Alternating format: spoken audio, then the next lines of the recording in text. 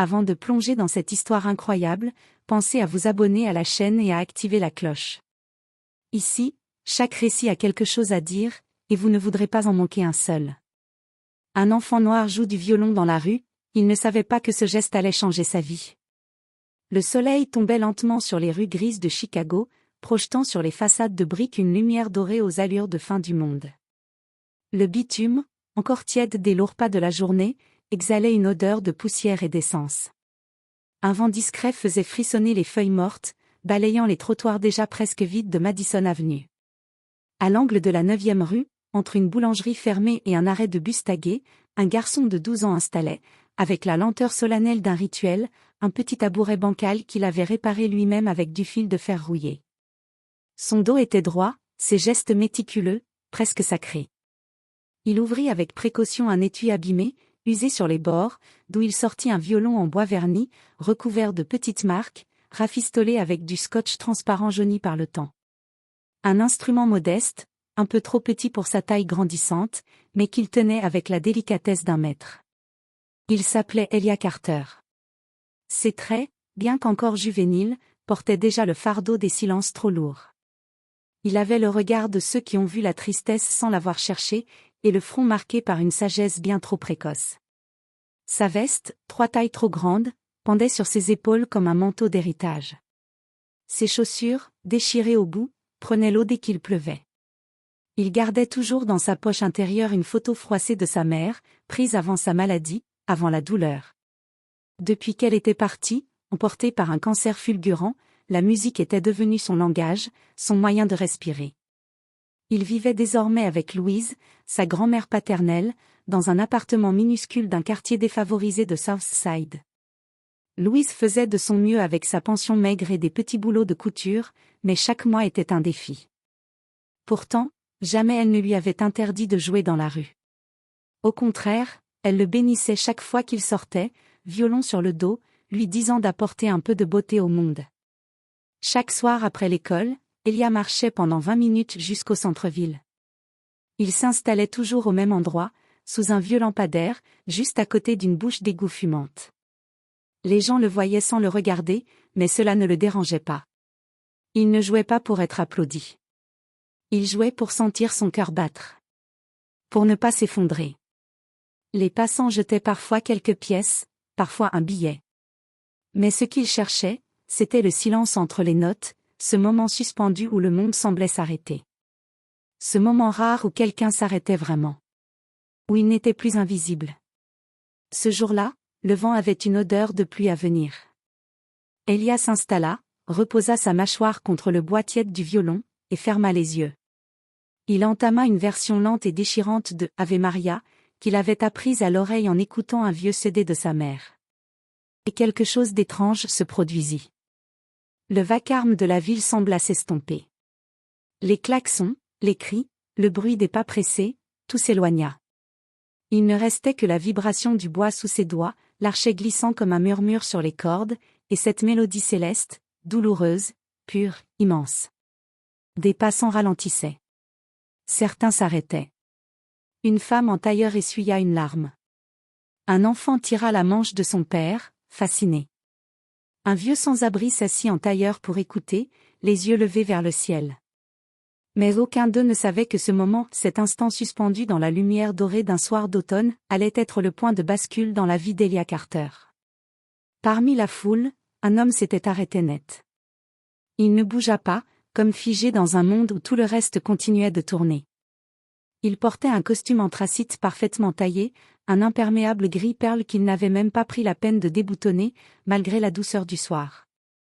Des lunettes de soleil sombre masquaient son regard, mais pas l'intensité avec laquelle il observait la scène. Il resta là, les bras croisés, le visage immobile, presque impénétrable. Son nom était Michael Whitford, un nom que tout le monde dans le monde de la musique classique connaissait. Chef d'orchestre adulé, multi-récompensé, invité des plus grandes scènes d'Europe, Berlin, Salzbourg, Vienne, Milan. Un génie de la direction d'orchestre, à la fois craint et admiré. Pourtant, malgré cette renommée, Michael n'avait pas dirigé une seule note depuis près d'1 an.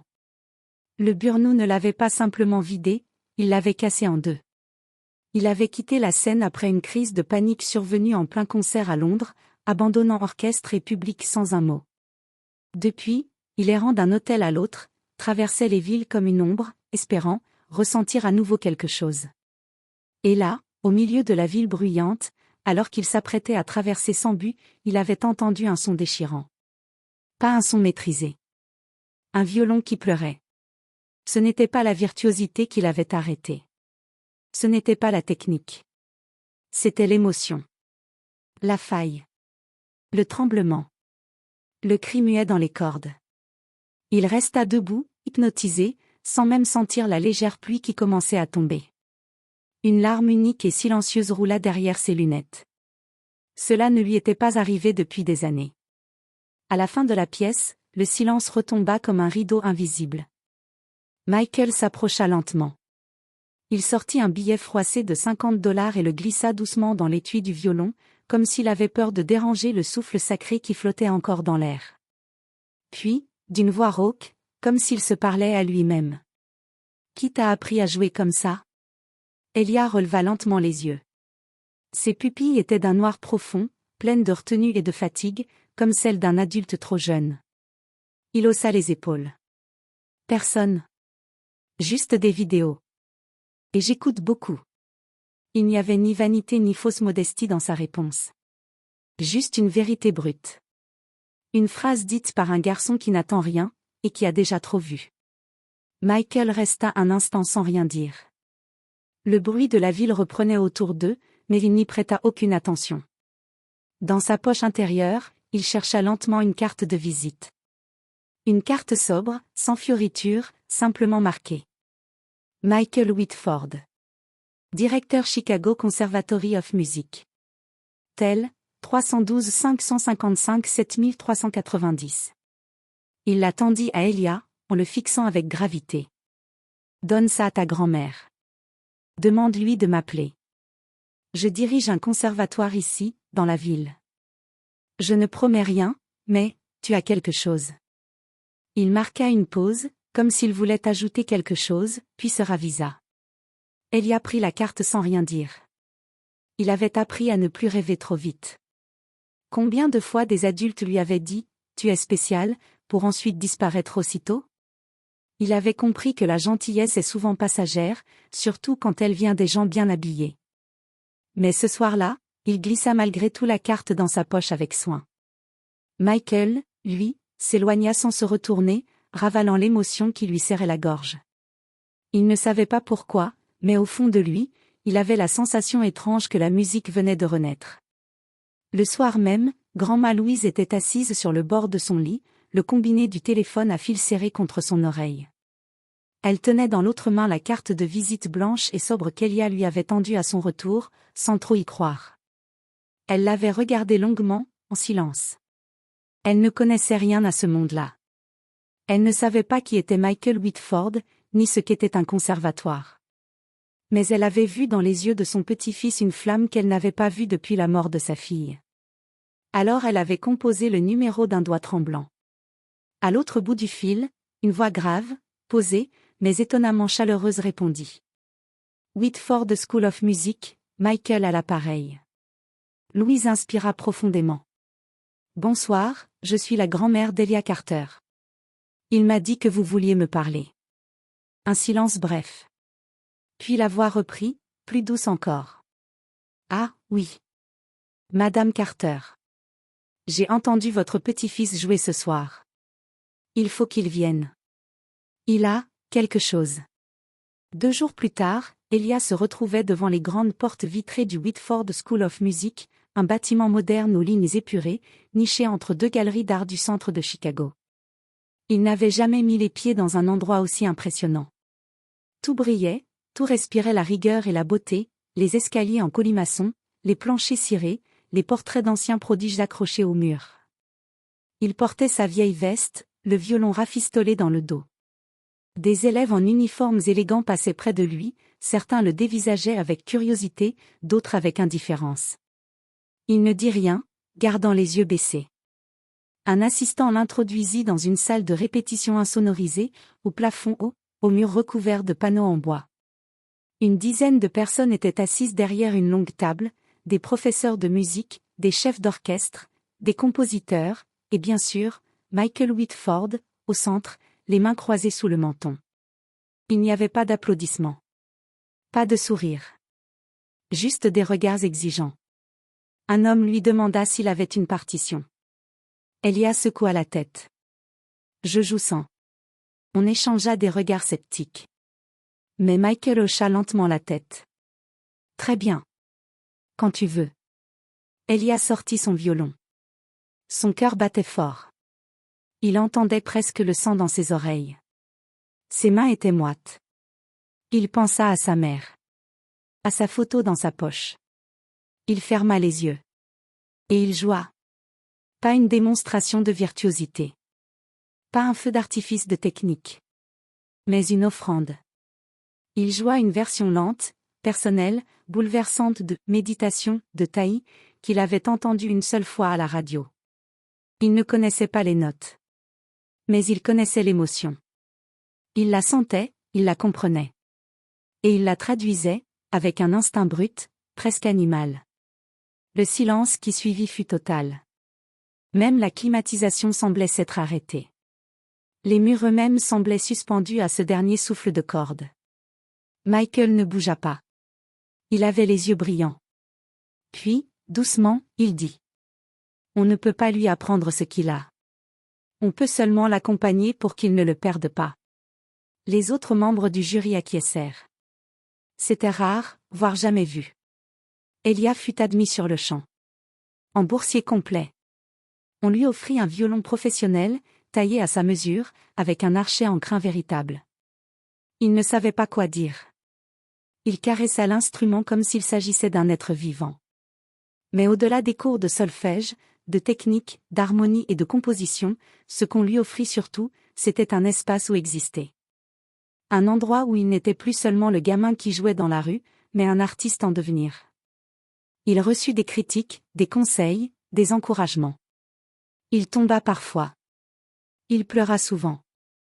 Mais il ne fut jamais seul. Et pour la première fois de sa vie, Elia Carter sentit que ce monde pouvait avoir une place pour lui.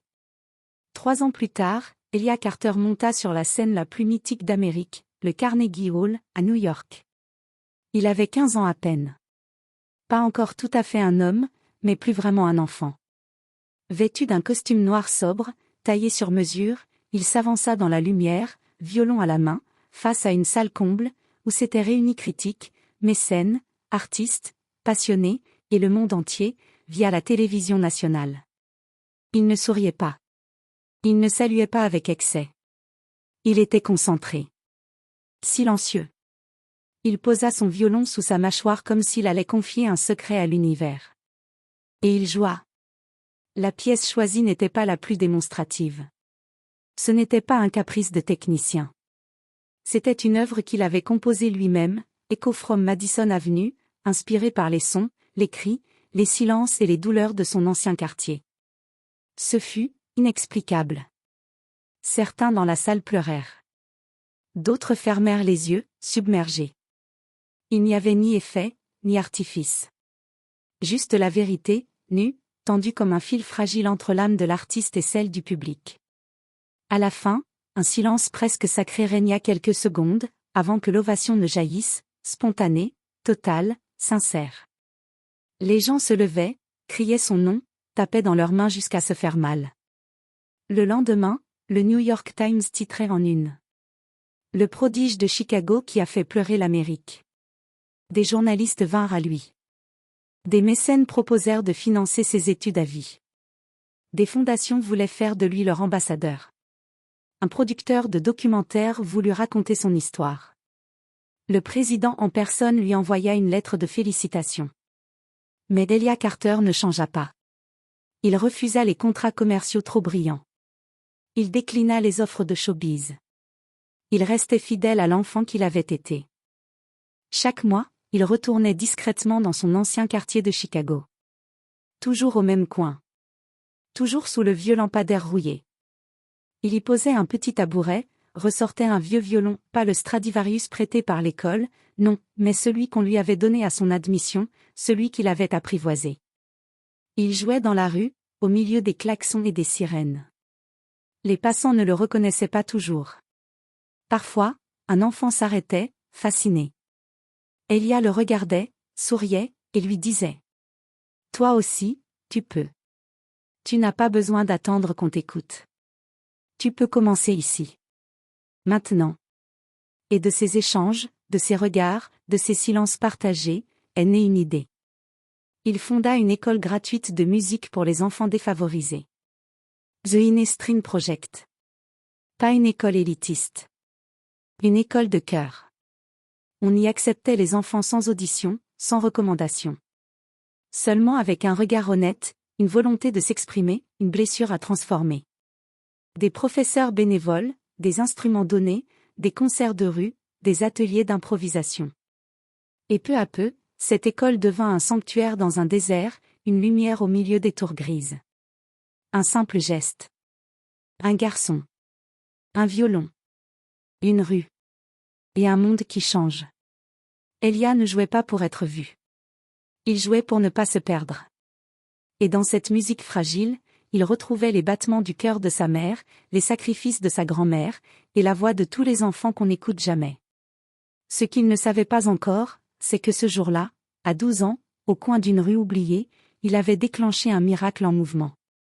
Un miracle fait de cordes et de silence. De douleur et de beauté. De pauvreté et de génie. Un miracle dont le monde avait tant besoin.